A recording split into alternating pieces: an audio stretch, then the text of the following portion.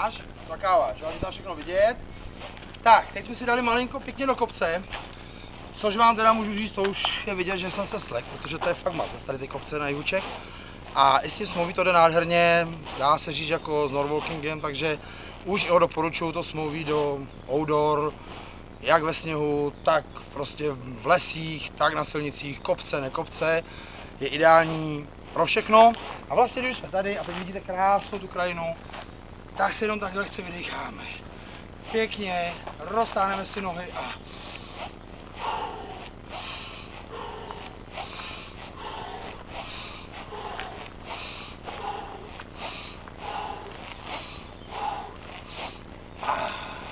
vydecháme. Ach, vlastně účel toho zdraví je, aby ty kuličky byly pořád v pohybu.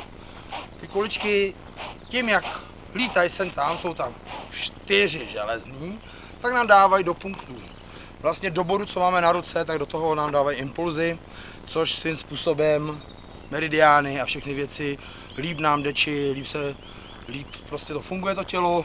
A je výhoda u tohle cvičení, že vlastně, což jsem ještě neřekl, víte, jak země leje, jsme si pěkně dali do toho kopce 3 kiláky. A výhoda je, že tady to nemá hranice. Ty si cvičí 20letý a vedle nich 70letá, prostě tady to cvičení je bez hranic, jo. Kdo si jede s tím tempem, tak ze zdravotního hlediska je všechno v pořádku, kdo si jede rychlejc, máme i třeba kruhový tréninky, kde teda se jede opravdu trošku rychlejc.